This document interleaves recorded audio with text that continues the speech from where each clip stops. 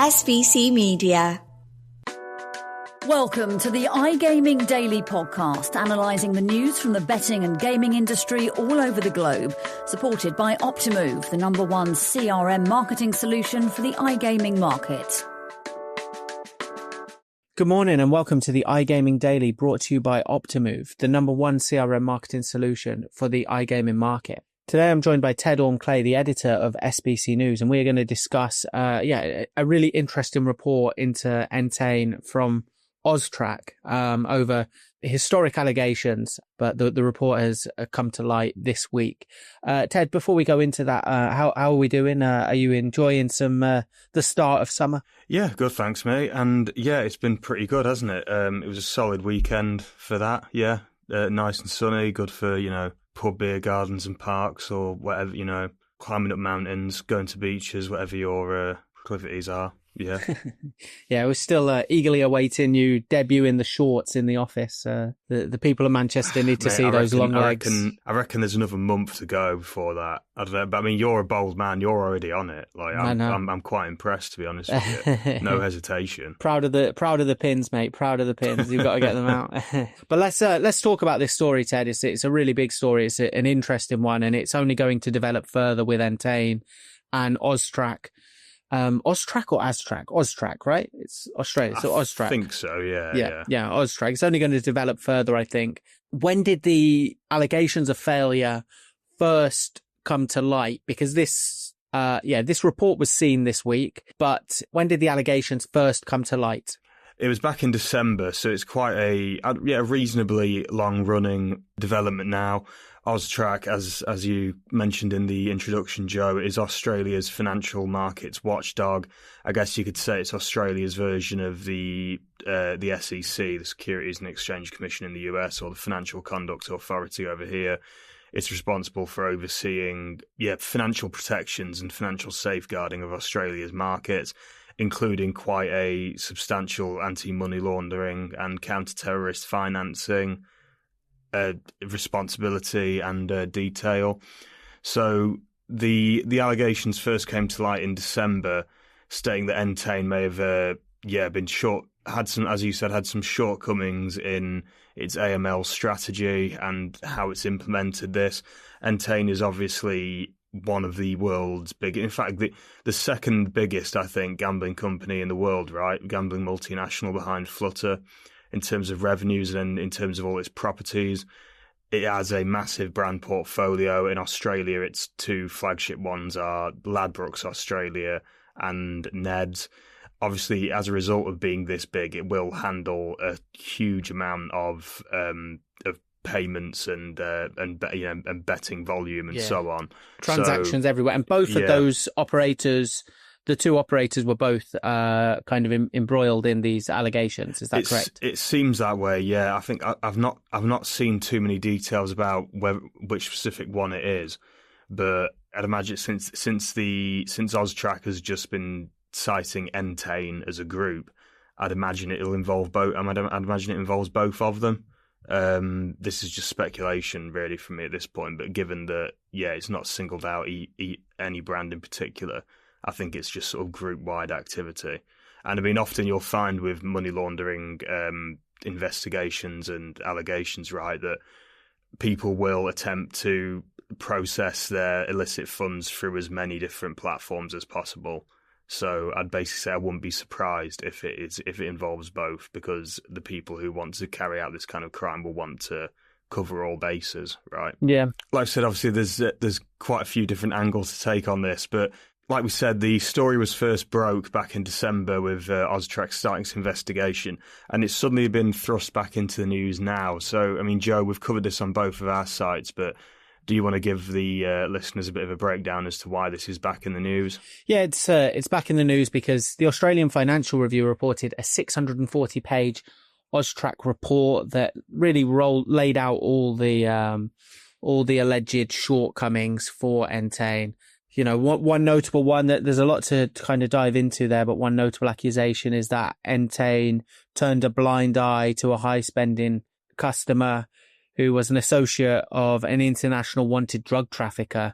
This customer was allegedly able to spend over 1 million Australian dollars. Is that Australian dollars, right? What do they? Yeah, that'll be Australian dollars. Yeah. With the bookmaker within 1 year, and that was either through one or both of its Australia-facing brands, Ladbrokes Australia or Ned. So, like you say, like kind of maybe using both avenues. But yeah, a really wide report, a lot to dive in. Was there anything that you noticed from the report? Well, kind of similar to you, Joe. I mean, this is juicy stuff, right? This is quite exciting stuff. Not often you get to write about potential drug traffickers, which is crazy, right? Yeah. So, like you've just mentioned with the 1 million spent over a year. It's the thing that really stuck out to me in this report that, like you said, we should clarify we've not seen. This is all based off what we've seen in the Australian Financial Review report. But it's just the volumes, right? The sheer volume of money that Austrac has apparently, allegedly found going through Entain's brands. There was a similar allegation in there to the one you just mentioned, where a player allegedly with significant links to trafficking and organised crime was able to spend and process over 20 million through Entain's operations. So the Austrac allegations really just, I think, allege that it's not that Entain has been directly involved in any of this sort of criminal activity itself. It's that it's not had the correct oversight and not been enforcing the appropriate AML and CTF policies that has allowed a lot of these really high volume transactions by people apparently with illicit connections to take place. Austrac added that Entain's poor oversight has created a lot of money laundering risks to the tune of like hundreds of millions of Australian dollars transacted. So yeah, it's very interesting. Like I was saying, quite out of the ordinary sort of stuff for us to come across, really. And I mean, Ted, obviously, Entain is it's not the first time they've kind of come up against these types of regulatory backlash. Do you think this kind of spells further trouble? Can you give us a bit more of a background on the recent cases? Yeah, I mean, there's two parts to this, which is like one, like you say, is background to some other regulatory trouble Entain has had in the past, and then just a bit of I guess really just some speculation on my part of where this could lead with the Austrac report. So I'll start with the first part. Obviously, that was a bit of a stating the obvious moment, wasn't it? Anyway, in the UK, Entain was subject to a record financial penalty issued by the UK Gambling Commission back in 2022. The company was charged £17 million by the regulator for something that we often see the UK Gambling Commission charge companies for, which is kind of two-pronged social responsibility failures and, more significant to this case in Australia, AML failures. In the UKGC's case back in 2022, the company was accused of, among other things, of failing to conduct a adequate risk assessment of its online business and how it could potentially be used for money laundering and terrorist financing, and allowing customers to deposit large amounts of money without significant source of funds checks.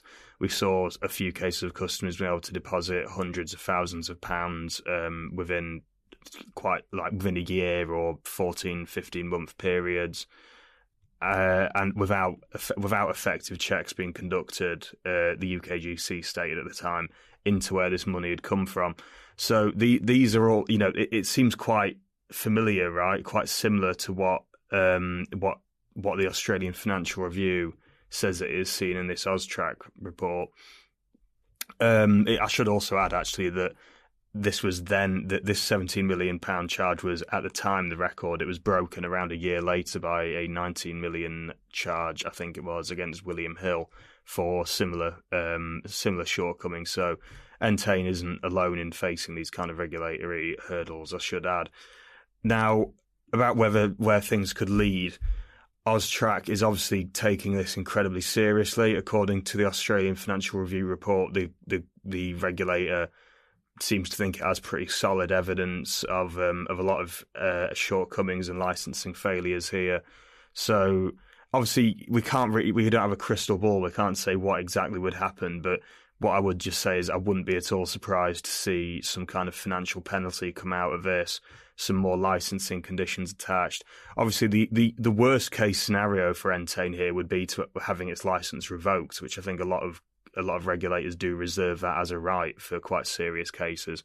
But based on previous cases like this, I don't think that'll happen. But like I say, that's just like a worst case scenario sort of thing. Yeah, and you mentioned Australia. You know that we know the market is tight in Australia at the moment. We know operators in that region are kind of undergoing more vigilant and kind of stricter enforcing of compliance measures. So it could well be indicative of the response could well be indicative of a tighter Australian market. We're going to take a little break, and when we come back, we're going to hear how Entain responded and how they have previously responded to the allegations in Australia.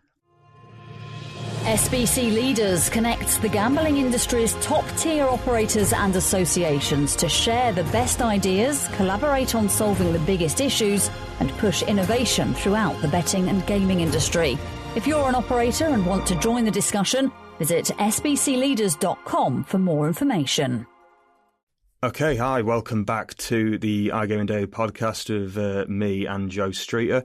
So, as you will have heard in the first half, we're talking about the situation regarding Entain and Austrac over in Australia and some allegations of AML discrepancies at Entain, shortcomings with their licensing requirements, according to Austrac and according to a document that the Australian Financial Review says it's seen. So, Joe, we reached out to Entain about this, didn't we? And just wondered if you can give our listeners a bit of a breakdown as to what they've said, but also what their previous statements around this have been, because, as we said earlier, this dates back to December 24, right? Yeah, so the latest response is essentially kind of a second response, right? It's almost a follow-up response, and they just kept it brief. From Stella David, the CEO, obviously, we are taking these allegations extremely seriously and continuing to fully cooperate with Austrac. They emphasise they're committed to keeping financial crime out of gambling and will continue to play their part in supporting a well-regulated and compliant sector for customers, stakeholders, and the wider community. When the story originally broke, was it December? Yeah, when the story originally broke in December, it was Gavin Isaacs as the CEO. He obviously relatively abruptly stood down in February after just 5 months in charge. But at the time, he stated a similar statement, really. We have cooperated fully with Austrac throughout its investigation. We are implementing further enhancements to Entain Australia's AML and CTF compliance arrangements. Whilst we still have some further improvements to make, we expect these to be implemented in line with the plan we communicated to Austrac in 2023, mirroring what Stella David said. So, yeah, interest in there. And a strong line from Entain about, their commitment to the market and a safe market. And it does come at a time when, as we mentioned before, the Australian regulator is, being stringent on compliance issues. Anything you've noticed on that front? Yeah, I mean, so Austrac is obviously, it isn't like a regulator of gambling in the same way the UK Gambling Commission is. It's more obviously focused on financial crime. But as we've laid out here, it's taking cases around financial crime, or allegations of financial crime, we should say, in the gambling sector incredibly seriously. I don't think, from my memory, this isn't the first time it's been involved in a case like this in recent memory, and it probably won't be the last. It's got quite a strong regulatory remit. We've also seen another national regulator in Australia, the Australian Media and Communication Authority, have quite a strong remit over gambling as well. Their main thing is what they've been concerned with a lot has been either marketing infractions by operators, licensed operators, or the activities of overseas unlicensed firms. Again, kind of mirroring a lot of what we see in Europe at the moment, where a lot of regulators have been quite preoccupied with combating companies from overseas who aren't licensed with them but are apparently targeting customers in their countries. We're also, again, mirroring things in the UK. The Australian government has been, in recent years, getting quite focused heavily on the societal impact of gambling, potential negative impacts on society, gambling-related harm, addiction, indebtedness, these sort of things. There was a parliamentary inquiry into this not too long ago, and the Prime Minister, Anthony Albanese, I hope I've pronounced his name correctly, has expressed a lot of willingness over the years to see changes to regulation and legislation at the federal level, kind of similar to what we've seen in the UK with the Gambling Act review and the subsequent consultations and recommendations around that, I think. The other thing to factor in with Australia is that it is obviously a federal country. It has states, and each of those have their own gambling regulators and their own approach to it. One that we've seen being quite active is Liquor and Gaming New South Wales, which has been quite active in penalising operators who breach its licensing conditions as well. I believe there was a case earlier this year from them that stood out in this regard. And then the state of Victoria as well, over the past couple of years, has been quite active in promoting player protection initiatives in gaming, particularly in land-based casinos. I think something I remember back from my payment expert editor days was they were wanting to roll out like cashless gaming in casinos based on the idea that players would be able to control their spending a lot more. So we're really seeing player protection in general come to the forefront of Australian regulation amid a lot of political and public concerns, I think. Obviously, this is unrelated to the Austrac investigation and involving Entain. That's completely separate to all of this, but I think it's just very interesting to keep a check on what's going on in Australia, with it being one of the biggest and most well established markets on that side of the world. Yeah, well, obviously, we watch with vigilant eyes as to how that's develops in Australia and what happens. We'll obviously bring you all the updates first on iGaming Expert and SBC News collaboratively. But Ted, before we do sign out, I want to get an update from you from a big story in Italy. Obviously, a far smaller market than Australia, but an interesting one nonetheless, and a tricky regulatory one as well. Talk to me about Italy, Ted. Yeah, like I said, Italy is one of Europe's biggest gambling markets. There's been, like you said, there's been a lot of regulatory changes there over recent years. Especially a lot of ones to do with marketing. But anyway, yeah. So we're moving away. Don't hold back anymore. Tell me what's going on there. What's going on? We're moving from Australia to Italy, and we're moving from Entain to Flutter, one of the other big gambling multinationals, as we talked about earlier. Flutter had got quite a big boost this week, I think, for their international activity, their international presence, and, like we say, specifically in Italy. They've received the full regulatory approval for their acquisition of Snaitech, which was, I think, terms are first secured in September last year for a €2.3 billion takeover of the company. It's the third largest company in Italy by market share, and Flutter have really been... This is part of their wider strategy over recent years of chasing what they call like gold medal brands and podium spots, using quite a big sort of Olympian analogy with these sort of things, of getting market share via acquisition, by securing takeovers of like really prominent brands, well-known local companies that already have a solid base in the country. So yeah, they've done that in Italy with Snaitech. This also just comes not long after they acquired Sisal in the market as well.